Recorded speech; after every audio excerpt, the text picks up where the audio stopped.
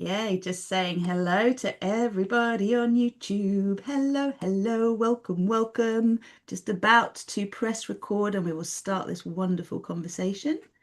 Bear with me.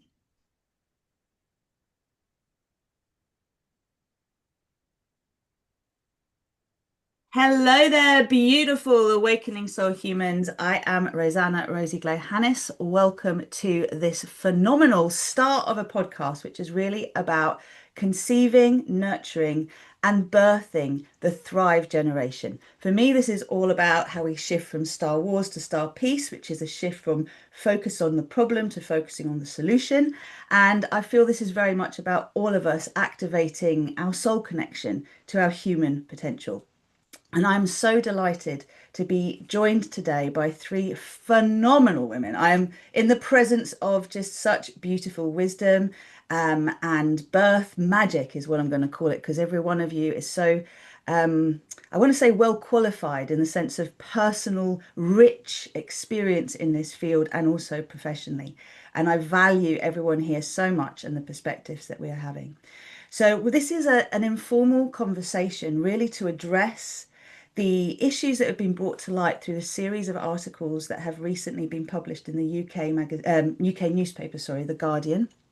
And this has been like an expose, if you like, on the free birth movement and women birthing in an unassisted way. So without a midwife or an obstetrician or someone in the professional birthing world, let's say, that is supposed, I'm using quotes, supporting safety, because we want to have a conversation around all of this. And what I have asked the wonderful Francoise Friedman, Julie Gayland, and Vanessa Brooks to do is to speak to the elements of these articles that they feel are most important to be brought to light so that we can find a balance in this polarized view between what is ideal in terms of birth outcomes, what is safe, and how can we actually create a focus on a generation that is wired to thrive rather than survive, so we can truly experience the reality, which is what I'm all about, of creating peace on earth in one generation. I truly believe it's possible. I know I'm joined with those who have huge vision potential as well around this. And I'm just going to invite every one of you to introduce yourselves as you wish today, and then we'll get this conversation started. So who's feeling brave to go first? Just go for it. Go for it. Go for it, Francoise. Go for it. No, Julie should start. Julie should start. Okay, thank you, Françoise. Merci, merci. Okay, I'm game. So I'm Julie Gerland, and I've been really a passionate advocate for early development from conception, even before conception, for decades now. I actually counted it up, and it's actually 45 years. So what happens to us all from conception to infancy and how that affects our lives. So I've been teaching childbirth education, the hypnobirthing method, for 25 years, and as a trainer for 20 years, training professionals. And I was a former UN chief representative for an NGO accredited at the UN on prenatal education. And I think that's important because I'll get round to that. What has shifted in the global understanding of this period of our development, plus a best-selling author, international speaker, and the co-founder of Birthing the New Humanity and Birth the Change. Thank you so much for that wonderful and concise introduction, Julie. I'm honoured to be in this presence with you. And whenever we've had conversations before, I've always said it's like we live parallel lives. You've been 20 years ahead of whatever I've been doing, or nearly that. But it's so exciting and interesting to see how our work, well, yours has been much more in the world of working with the UN and working outwardly, but our personal journeys are quite interestingly connected. So thank you so much for being here. Francoise, would you like to go next? Well, yes, I'm Françoise Friedman, and I've been involved with birth 50 years because my eldest daughter, who was in the womb during my fieldwork in the Peruvian Amazon, has just turned 50. So yes, it's really the indigenous people in the Amazon who have motivated me to work around birth. And this is through the quality of care that I received from them and also what I learned from them. There was no health system to speak of, so I relied on them. And when I came back to the UK just before my birth, I was confronted with the system. And I think many women today are still in that confrontation. And I see the articles in The Guardian as touching on exactly the hub of that. So I'm the founder of Birthlight. I've been creating methods of birth education before birth and after birth. And I think the postnatal education is really important to heal what happens. And then, I'm also a medical anthropologist, and I've returned to academic work in editing a volume on indigenous midwifery in Latin America. And I think the conversation is global. And the problems that women face here to thrive are shared by all their sisters everywhere in Australia, in North America, in South America, in Asia as well, in different ways. And I will stop here and let Vanessa talk. Just before Vanessa comes in, I just really want to honor our connection, Francoise, as well, because you have been such an inspiration to me. And I've been in your field of influence since 2004, which is when my birth work started, 3 years after the birth of my daughter, or 2 years after the birth of my daughter. And you helped me so much to reframe my own journey. And also, I have obviously been very involved with Birthlight, with all the dryland, the courses that you ran. I was a student and then became a tutor for Birthlight for, I think it was 9 years now. So having been in your presence and kind of literally shadowed you for at least 10 years, it just felt very much like it's such a privilege to be able to experience how you've brought this indigenous wisdom to, if you like, the Western world, and being able to fuse it with yoga, with swimming, with the various ways that you have been able to, I think, infiltrate the mainstream is what I would say. So I'm indebted to everything I've learned through you. And I met Julie through you, and Vanessa and I met back in 2010. I think, Vanessa, it was shortly after the passing of my mum, and I think Julie and I first touched base then. So over to you, Vanessa. What would you like to share about yourself? What would I like to say?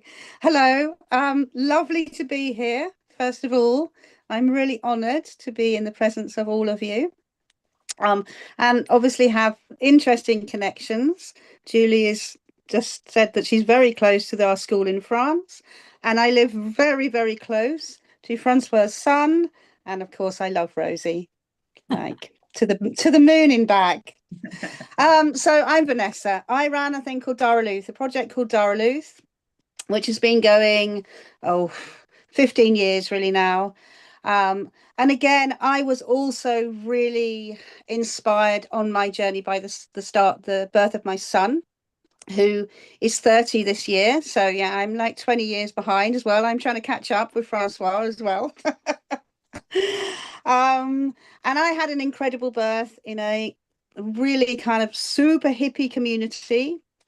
And I had two births there, and then I went to hospital to see someone have a baby in hospital, and I could not believe what happened in this strange place. It was such a shock to me, because I'd seen many, many births by this time in our very hippie community, in our teepees.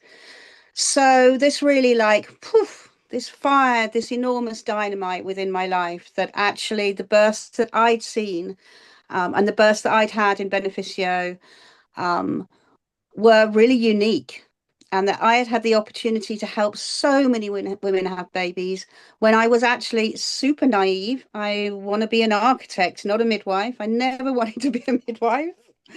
But it was me that the tribe came to for some reason.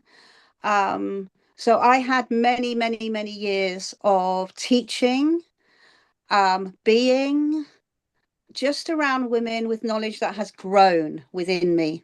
I mean, obviously, I've read a million books, and I've read Anne Fry's incredible book like a million times.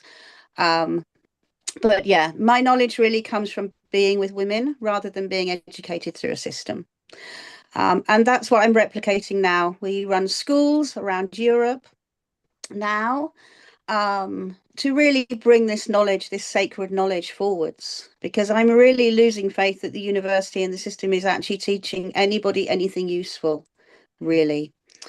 So, yeah, that's me. I mean, I have obviously this free birth article in The Guardian has like completely blown up. I know all of these people. Um, I know that birth is big business. So yeah, I'm interested to really discuss. We also have an interesting scenario in our area, that many people actually come to our area to free birth because they know we're here, and that's something we'll talk about. But yeah, I'm a granny. I'm a mum of 3 boys and the granny of 4 grandchildren. And me also, as Rosie said, I don't want all these midwives to be banging their heads against the wall trying to make birth better when actually we just need to create a different system. I think we're all I'm waiting for the revolution. I'm really hoping that it comes before I die. But I think we're all working towards that. So yeah, we're co-creating the revolution. That's exactly absolutely, Rosie. today. Yeah. So thank Yeah. you for your intro, Vanessa. And I always laugh in our connection because how many times have I come over to offer some of my wisdom to your community with my trolley bag, and then we're off grid somewhere and I'm carrying the trolley bag going, what am I doing?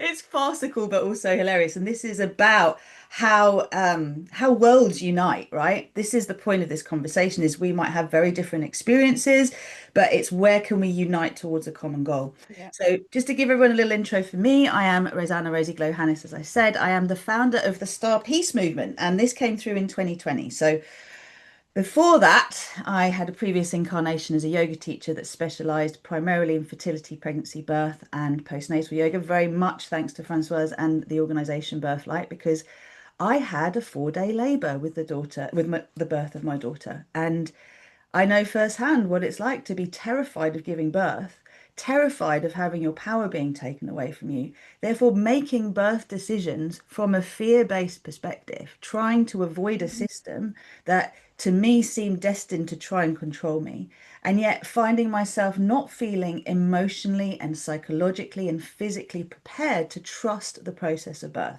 So I've learned so much since then, and I have attended many births myself as a doula. I trained with the late Dr. Michel Audin and Liliana Lemers. Obviously, all the experience I've had with Birthlight, both as a student, as a teacher of the methodology, and then as a trainer, really held me in good stead. And every birth I attended taught me so much and helped me to heal my own experience. And I do believe there are 3 things that really help a labour to go well. One is the mother's alignment that supports the baby's alignment internally. And this is physical, emotional, psychological, and spiritual, leading to the same internally. And then dealing with this issue, if we have fear around birth, being able to work with that and lean into it rather than go, la, la, la, la, la, I'll deal with it at the time, which often causes problems. And I'm a huge fan of epigenetics.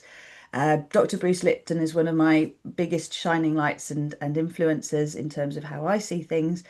And since the yoga world, I trained as a coach in emotional mental detox. And since then, I have really brought together a hybrid. And hearing Vanessa talk about bringing this awareness in and actually bringing the light in and being able to create safety is key.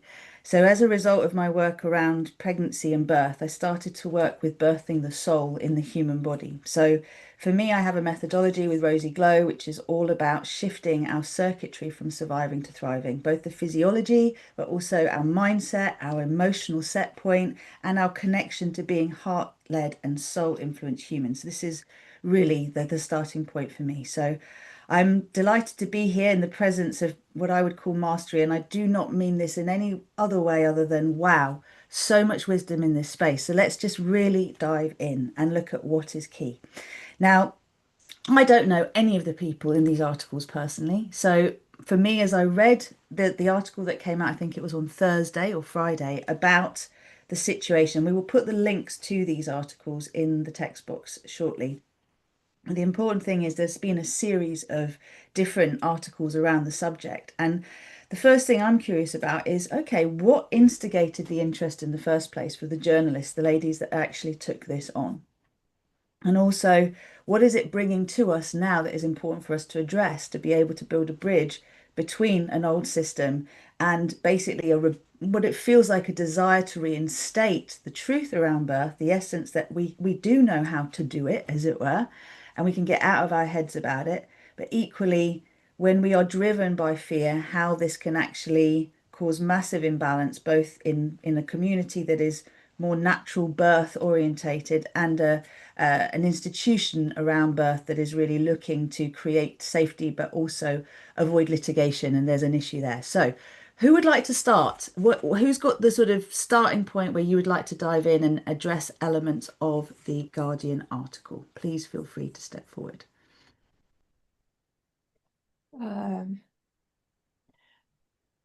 Okay, I'll dive in. Go for it. Yeah. Okay.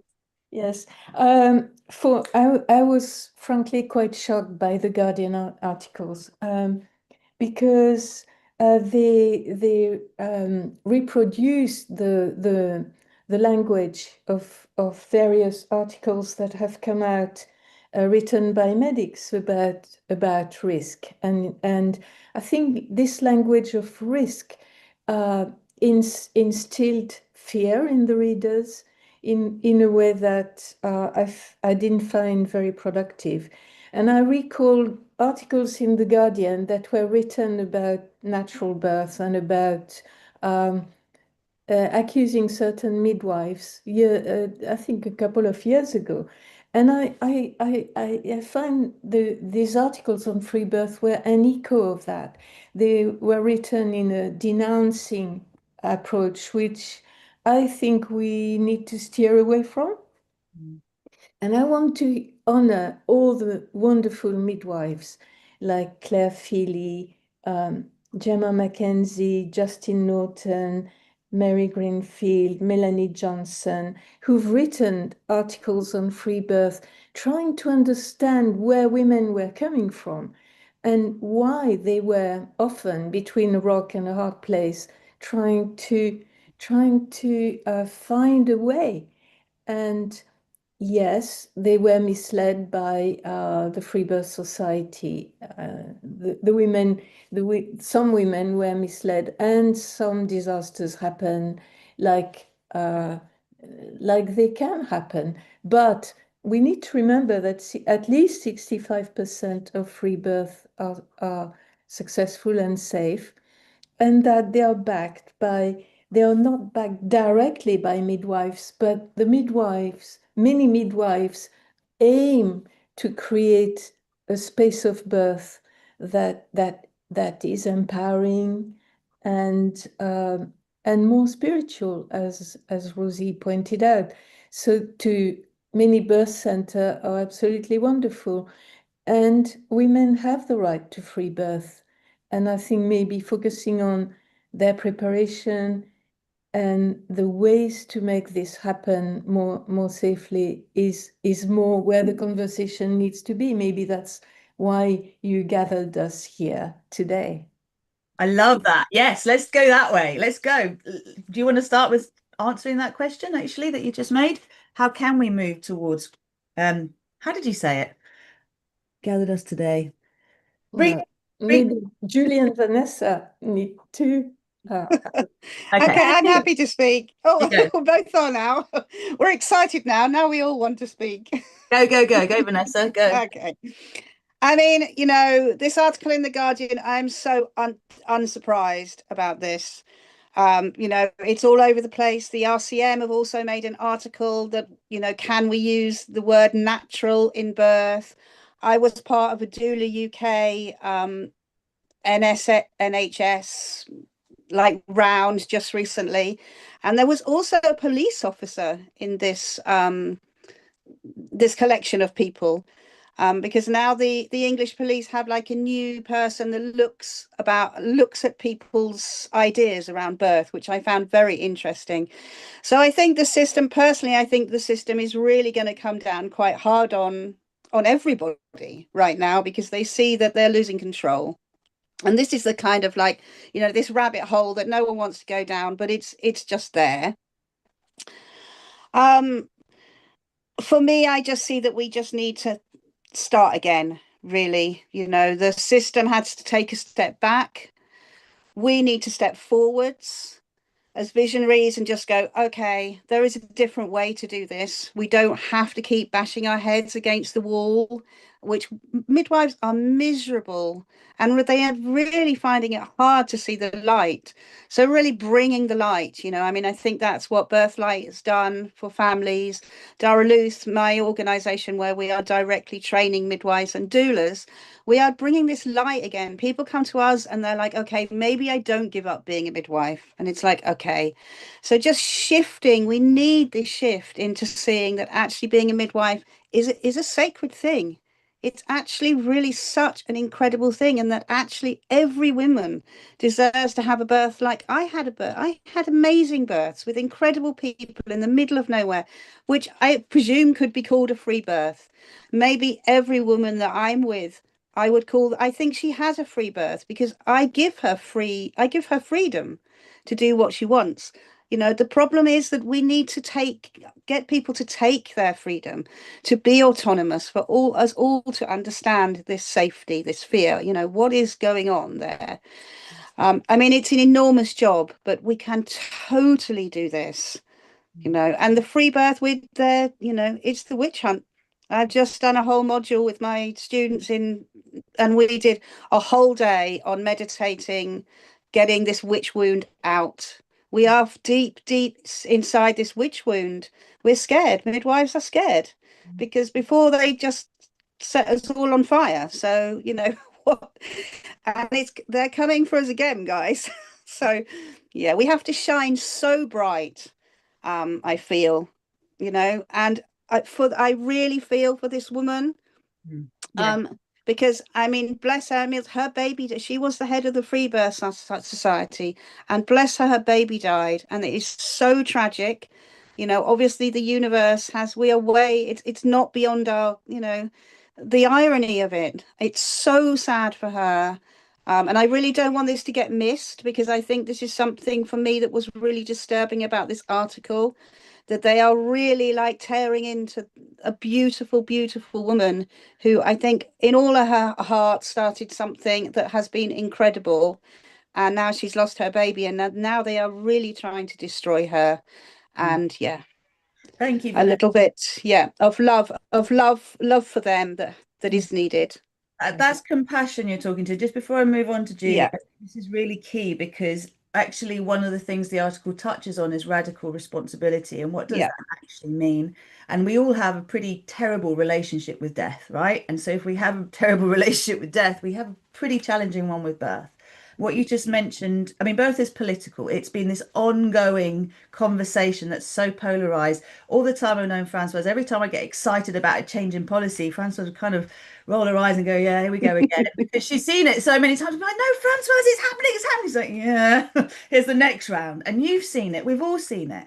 So, as you say, I think the whole thing is how can women support women? How can everyone who attends a birth who supports, whether as a midwife, an obstetrician, as a birth assistant or doula, whatever we want to say, in a way is risking so much because God forbid anything goes wrong. There's always a looking to someone to blame. We cannot accept that even in the best setup, sometimes things happen, and it's about the journey of that soul and the other soul involved, but we don't go there yet. So we can come back. Julie, please share what you would like to around all of this. Well, I'm going to the 30,000 foot overview to right down to the molecular level.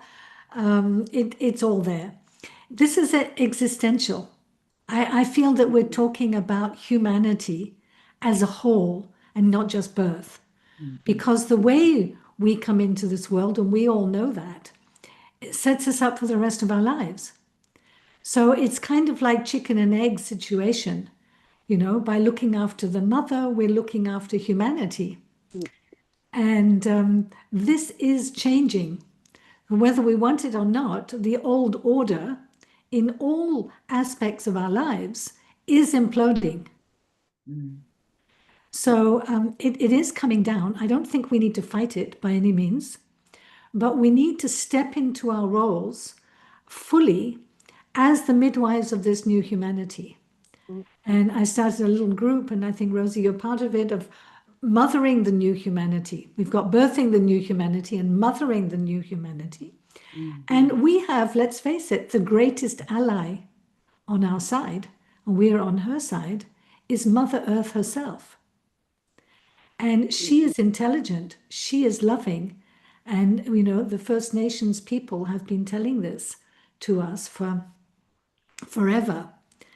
And we need to really be one with her, because she is the intelligence behind our bodies. She is what is giving us everything, our food, our life, our thriving. She knows. So by connecting with this intelligence, we can work with, through love, through her intelligence, which is omnipresent in everything, to basically bring out that intelligence. And as we do that, basically she takes the place, and it is nurturing care. That's the missing. And this, I was so happy that the United Nations, I'm not actually for United Nations, because it's obviously terribly, terribly corrupt. However, the global governments have come together with this document called Nurturing Care. So what is missing everywhere, and who is the nurturing carer? The mother. So we're coming into the era of that mother. And for us, as at least the three of us here of grandmother age, is to emulate that, to be that, to send out our signals. Our thoughts are powerful. Our love is the most powerful force on this planet. So not for one moment to feel that we are victims or that we're not powerful. We love, let's say, as long as we are working in harmony with that innate intelligence and with that love, we've already won. There will be a new humanity, one that is conceived in love, gestated in love, and birthed in love by empowered parents. And this is what will bring about a new, I say civilization, but in fact, I don't find anything civilized about the world we're living in right now. So I have difficulty saying that this is a civilization. It's not, but a new civilization, which is based on nurturing care. And then we will all feel safe. We can't talk about safety in a hospital or unassisted. I can't anyway, because it's very, very, very deeply ingrained in us right from conception. Do we feel safe? So again, we come back to the beginning. How do we all get to feel safe? And for me, the key is that when we connect our vulnerability, which is from the moment of conception when we're the most vulnerable, with that which is invulnerable. And we're not going to be able to destroy intelligence itself. I'm not talking about learned intelligence, but innate intelligence. So when we feel our vulnerability is totally connected, one with that love and that intelligence that is innate in everything, then we feel safe. We are safe. And nobody can ever, ever, ever hurt us. We're invulnerable. So that's where we need to go, and that's the new humanity. Yes, amen, sister. Totally with that. And this is, I mean, you were just literally quoting from this book. Like, you know, I've been so inspired by your book. The whole point was, how can we create a new reality in one generation? You inspired that, and Bruce Lipton actually took that further in the interview that I did with him, which is at the top of the YouTube channel if anyone wants to see it. But the point is, I remember us, well, looking at what would it actually take for us to make the shift in one generation from problem to solution, from, you know, constantly passing on this, if you like, epigenetic legacy of trauma, of fear, of struggle, of survival, because we are wired to survive presently. We have been for many generations. And we're making the shift now to come into neutrality so that we can create the conditions that allow us to be wired to thrive from even preconception, right? Where we're really working with the mother and the father energy, the unit, the connection, and actually even in same-sex relationships. Like, it's so important we address every possibility and say, how can love win in every situation? Because we're talking here a message for women that want to have babies, men that want to have babies. We're talking here about those who are in the birthing world, supporting on every level. We all need to feel safe. And one of the things that I was really pulling from this article was like, I wonder what the birth story was of the women that are behind the journalism. And there was actually a free birth article in the Guardian 5 years ago, back in 2020, when I got the Star Peace memo, which was about free birth. And it was actually Hannah Summer, that was the journalist. And I don't know these women, but I'd be curious to know, do they have children? What were their birth experiences? What was their birth like? You know, what has brought them to do this work? Because we've had conversations behind the scenes around the polemic generation of femmes. I think it's Gen Z. It might be the noughties, but it's that sort of fighting for change, and it's coming from a raw place, but it's not fully integrated. It's still coming from a place of fear and pain that's unresolved. That's how I've perceived it. So I'm looking at how can we do our own inner work. And Nikita Stark, I love how she talks about this. She was not able to join us today, but there will be some commentary from her and Lucy Amerson coming later on. The point is, how can we do what is within our power and then surrender that which isn't to our higher self? So me becomes we. And I'm from every one of you, I'm hearing it's like bringing the light in that actually is birth light, is Daraluth, is birthing the new humanity and shining so brightly. That was the point, Vanessa, that anything that is not wanting this light to be guiding it can't come near because we are so plugged into it. Francoise, what would you like to share? What's your next piece here around anything? Well, it's all about culture and it's all about awareness, and it's one birth at a time. And also it's about bringing the evidence, because the evidence is there. The evidence that Michelle so persistently shared with everyone and repeated in all his publications since the very beginning, that hey, we by offering women the right space and by inspiring them through singing and through preparation, because preparation is one of the missing things in the Guardian article. I think women need to be prepared in pregnancy, need to be looked after and deconditioned. I think there was a mention about one of the women feeling that she had brainwashed herself on the internet. But brainwashing is what it's about. We need to de-brainwash ourselves from the fear. And I'm full of admiration for the indigenous midwives who are cruelly persecuted, because unlike here, giving birth is illegal with anyone who's not part of a hospital. And I know midwives in jail, which is the cruelest fate for a midwife, together with thieves, with assassins, and there they are, poor women. And I resonate with Vanessa's allusion to witch hunt. I think there is a witch hunt going on. And before this is possibly part of birthing the new humanity, but that's where the midwives are all over the world who are not working as obs-gynae in hospitals. And I think their voices need to be heard. And the experience of witnessing the birth of my grandson in Vanessa's community has shifted something more with one of the midwives associated with the school.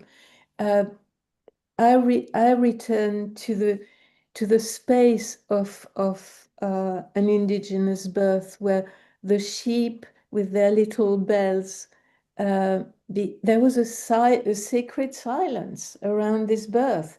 And this can be in a hospital if we allow it to be. So maybe we finished with the system and we need to start sideways. Or maybe there are still opportunities to recreate something from within. And so I don't throw away the baby with the bathwater yet in terms of working within the system, within academia, and trying to change things from within, one academic at a time. And I've attended many academics' births, and it has changed something in their lives, no doubt. I love that you shared that. And actually, this is something that when Julie and I had a conversation recently about how we could create a sort of a big movement shift through academia, through the evidence to say, come on, let's actually really look at how we can do things in a way that we're not constantly terrified of litigation, therefore not making the best decisions for all. Because if we're in survival, I'm sorry about the bunny ears, it's a habit. If we're in survival mode, we are not thinking long term. We are not thinking about the longer term, what's for the highest good.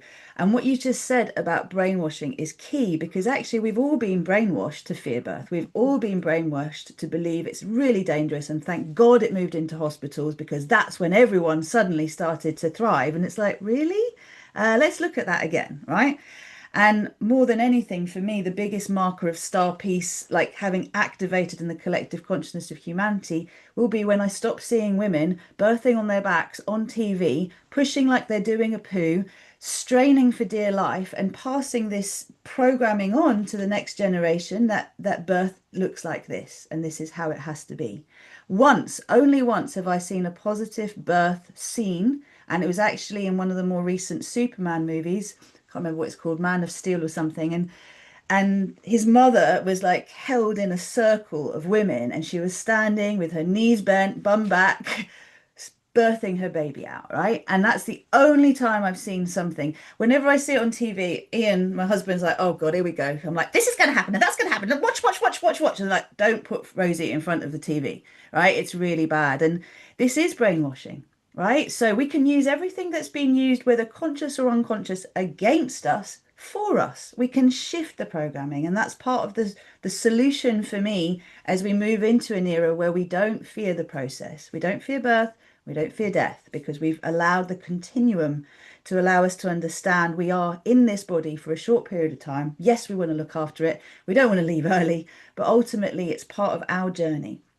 And can we intend to leave this world a better place than we got born into it, you know, through our own experience, through us meeting the challenges we have, and rather than looking for more separation and blame, looking to create the internal shift that allows us to see what good can come from every challenge.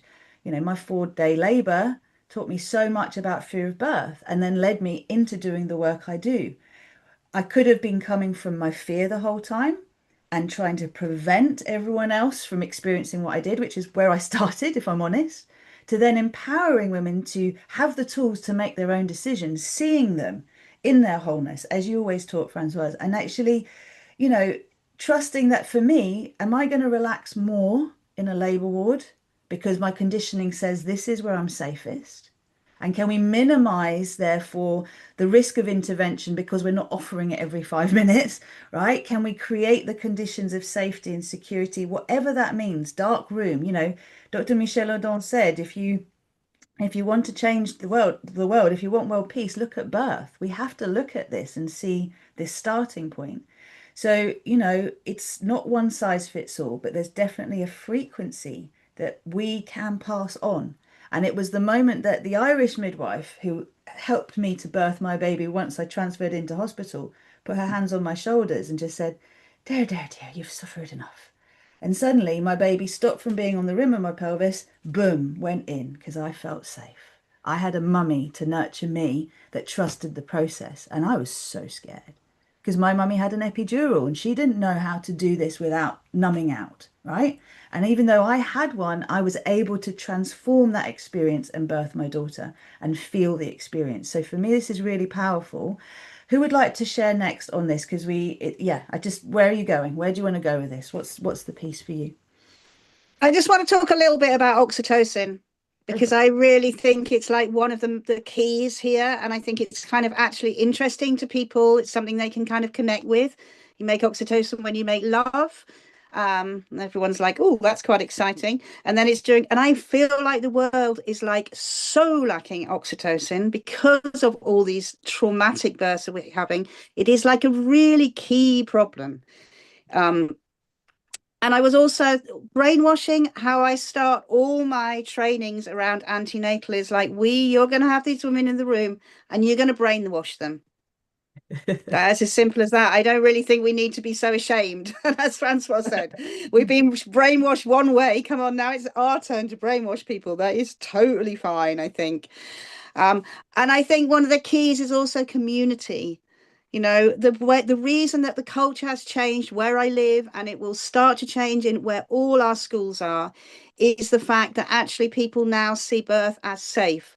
And one of the things that worries me about this free birth article is that suddenly actually free birth becomes like a very kind of populist thing that everyone just thinks, oh, I'll do that because that's groovy. And actually, we might not think that birth just wants to be groovy, but I did a few festival seasons where people were having like their labias trimmed because it was groovy. So people go really far, free birth, woo. But I think we have to really support in our community what free birth is. Free birth is like taking a driving test. You've got to prepare. You can't just suddenly pop a free birth out of nowhere. And for me as a midwife as well, it's not so positive to be called in at the last minute when suddenly something goes wrong, because this isn't safe. Mm. So yeah, we need to really mother, as Julie was saying, we need to mother each community. Soon there's probably going to be no internet. So we need the midwives in place already. We need a tribe. We need the midwives and their helpers to hold community, to be having using the red tent, using this red street, all of these things that kind of happen. But actually, I mean, and me and Rosie have spoken about this. I am really not a believer on trainings online. I really feel that what is most effective that I've seen is like one-to-one connection. I don't feel so able to teach about birth online. And I know there are a few big companies or people now, and they are earning enormous amounts of money out of this. But I think we have community. We need to hold each other. We need to be the grannies. I want to be the grannies of the mothers in my community, not online. I want them to feel me. I want to be able to see them and feed them and be with them and hold them. So creating really strong community hubs, I think, is the answer. We dance together, we birth together, we die together. Our kids are incredible. The tribe of kids that live and have been born where I live in, they are incredible. They support each other 100%. It's so beautiful to see. So yeah, creating tribe, I really think, and yeah, creating the village, which again is another kind of byword these days, to be the village. But we have to be careful how we create the village so that it does actually hold people rather than be like pretend to hold. So yeah, being the light in the community, I think, yeah, It's that's like my plan. think global, act local, and it is, your vibe attracts your tribe. So the more lit up we are, the more we're willing to. I think that there is this whole thing around, for me, the word being sovereign, like reclaiming our power and holding the energy because I think as everyone's touched on the witch wound, it's important. We all have epigenetic, whether it's bloodline or soul memory of having stood up for and then ended up really in the firing line. So it's a big trigger of our own wounding, as you say, to clear that. And it's a constant process. You don't do it once and then it's done, right? Every time we're at the threshold of growth in ourselves, another element of our shadow will come up to be met and to be brought to light and loved.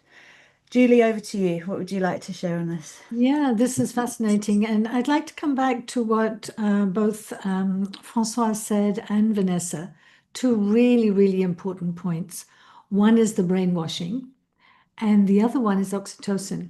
Let me put them together in the way I see it is yes, right from the beginning, we've started off in the fear mode. And so basically, we have societies which are completely addicted to adrenaline and cortisol. So, and this addiction is fed through the media, and people just need to get their daily dose. So they have to have something that frightens them, and they're feeding off this. So, what is the opposite in the body of adrenaline is oxytocin. So, how do we wean society in general off the adrenaline into oxytocin, which is a hormone that we can live in constantly? It's when we love. If you think of your cat and you love your cat, you think of a sunrise, you secrete oxytocin. And what happens is that inhibits the adrenaline and cortisol, catecholamines, stress hormones. So as we all as a society wean ourselves off the fear and adrenaline into the oxytocin, we start to need that more. And all of us, we seek out activities, images, things that make us feel good, that open us up, that feel connected. So whether it's in community, whether it's in our family, wherever we are. And I taught this in a maternity hospital in Hyderabad in India. And it was fascinating because the whole hospital was really shifting to a more nurturing care model.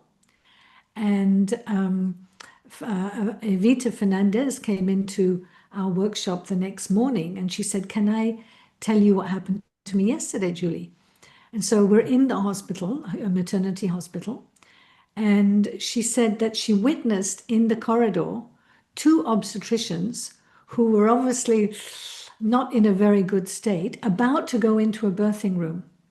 And one of them stopped the other one and said, "You can't go in like that."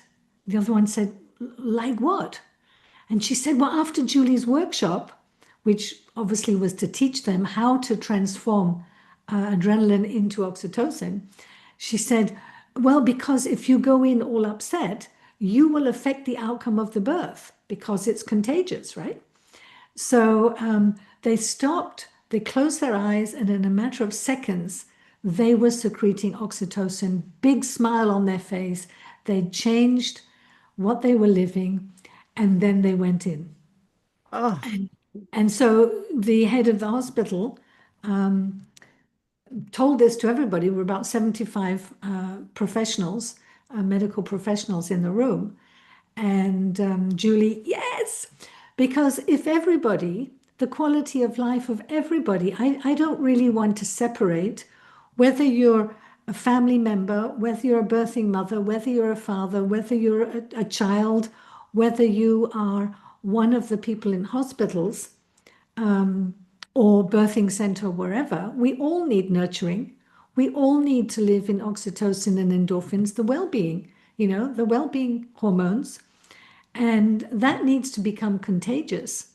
So if every midwife in a stressful hospital, we all know what stress and fear they live in, and it's shocking. The burnout rate, they can't take it anymore.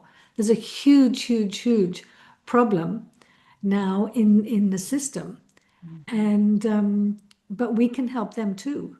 So once they learn to secrete oxytocin, and we teach this in our programs, they come into their power, because if you go into fear, you know that what that is going to do, and you can in seconds transform that into oxytocin and endorphins. You're empowered.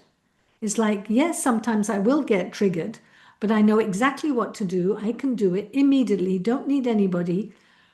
And I'm now in coherence, in love, heart-centered.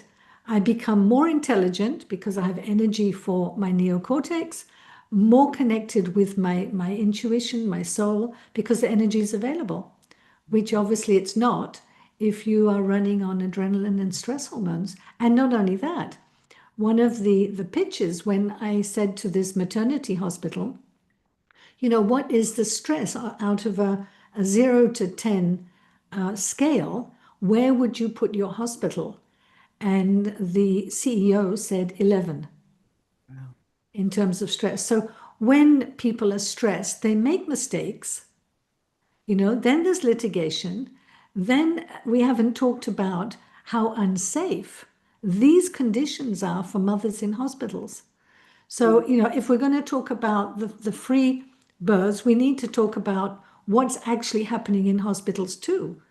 And it's not all, hunky-dory, rosy, fantastic.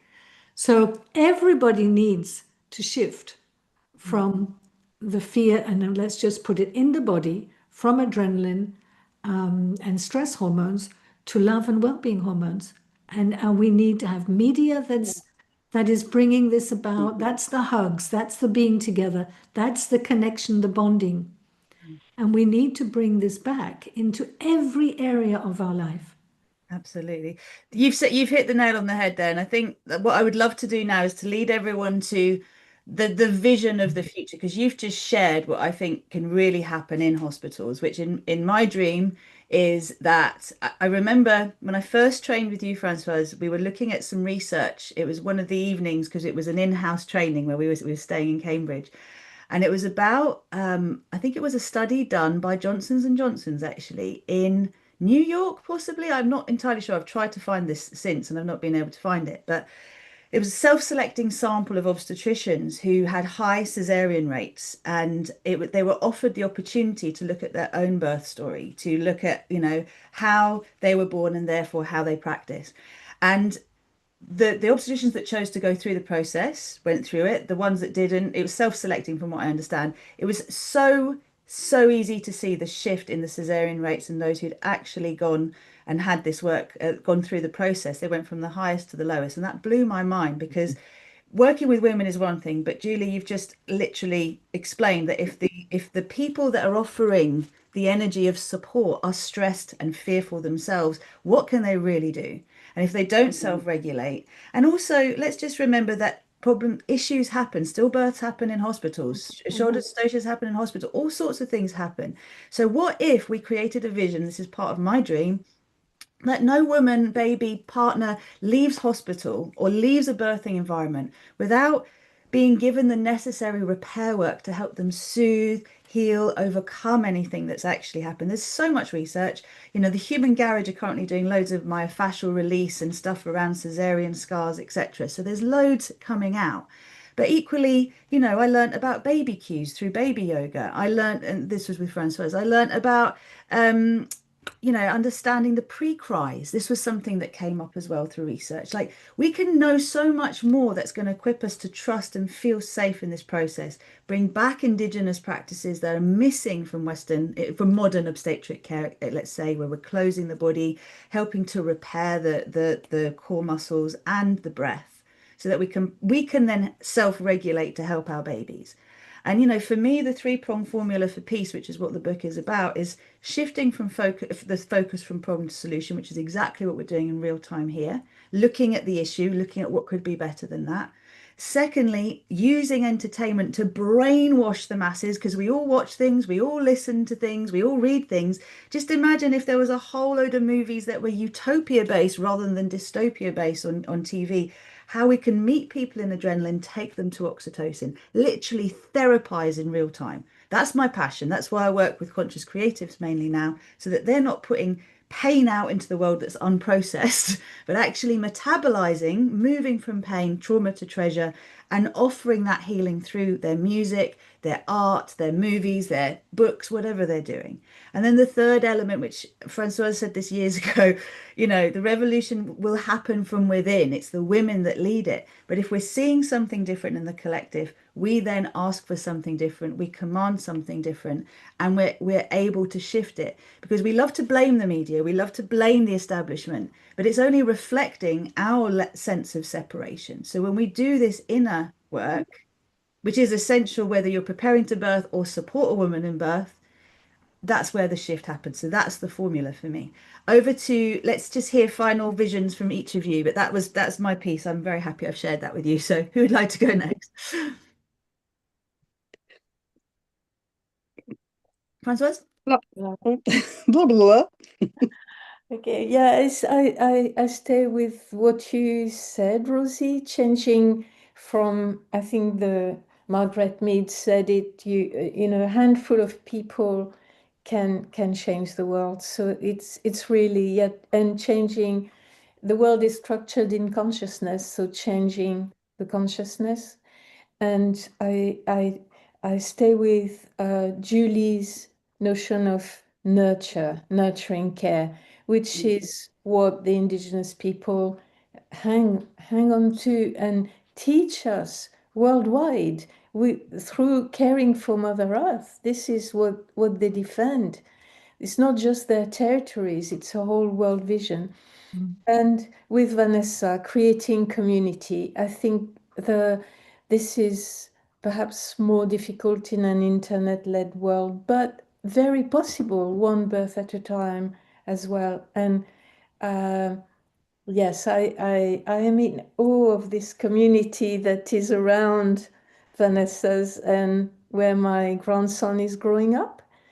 And also the communities in Scotland where my daughter is bringing up her three other children, and the community in East Timor where my other little granddaughter is discovering the world, in a community that is between traditional and cosmopolitan. So I think the answers have been said in this conversation, and I'm very grateful for the sharing. So much for bringing everything you've brought to this space. I feel my stomach, my womb actually feels very glowy right now. So anyone who's watching or listening, notice how you're responding to what we're sharing. Isn't this like inspiring and expansive rather than like, oh, because anyone who's having babies today, like respect for bringing, the next generation, the Thrive generation. It's going to be known as Generation T, Generation Thrive, because that's what we're co-creating. Vanessa, over to you, sweetheart. Yeah, I've also got, it's actually quite cold in my new room, but my womb also feels so warm, knowing that there are really others out there, like so on this path, even in so many different ways. I feel it is going to change. And I really hope in the next year I will meet both of you wonderful, amazing ladies that I haven't met in person. Yes, let's make that work and make that happen. Yeah, and Rosie, yeah. I just love it, really just like bringing so many different things together. And birth is, it shapes every woman, it shapes every man, it shapes every sibling. We need it, it's worth it. It's a mission worth totally working for. I'm super proud that it's what I do. Yeah, I love you all. Oh, Oh, I'm so glad you didn't say fighting on any level. We don't have to fight. We're on full. no fighting. We haven't got No anything fighting. to fight about, I don't think. Oxytocin hugs. Julie, would you Yes, like to say oxytocin, like proper oxytocin hugs. Exactly. anything? Julie. Yeah, I'd just like to say, that we are very, very powerful. When you think really of the quantum space that we're in, we're all connected, always have been, always will be. Every thought, every feeling, every vision that we hold goes out and is broadcast to the whole universe. Everyone. So hold off on the ones that you don't want to create or to go out. So if we say to the universe, I love you, I love you, I love you, this is also comes back to us. And so wherever we are in every moment of our consciousness, we can be sending out these messages to everybody, to every woman. If we say, can every baby who's being born right now know that they are held in the cosmic womb, in the Mother Earth womb, and is loved? All these things that we can do, even while we're doing the dishes, you know, is having an effect. That I know with all my being. So to really stand in our power at every moment and know that we are doing it. We are the midwives of this new humanity, helping the future parents to birth new human beings. And this is the new way. This is it. What an amazing conversation to have on a Sunday morning. Like, this is the day of the sun, right? It's bringing this energy in. And I'm sure that anyone who catches this, we've had a few people join us live, is going to absolutely walk away feeling like, yes. And actually, as you mentioned, the research that you had already talked about, Julie, in terms of, can you please remind me again? It was the nurturing, the United Nations had brought something out, I think. It's the nurturing care framework Yes. for early childhood development. Yeah, so we've got that, and we've also got that back in, I think it was 2010, the 1001 Critical Days came out, which was something that it's a cross-party manifesto. So regardless of what, party politics is going on, this is like how we wire ourselves and how important it is that pre-birth through to the first 2, 3 years, it's setting the tone for our lives. And how the NHS interpreted this in terms of care and support, I think it's important for us to remember that those in the system are doing their best within the system, but the system in itself is very limiting. And so we want to help upgrade that system, which is what we're doing.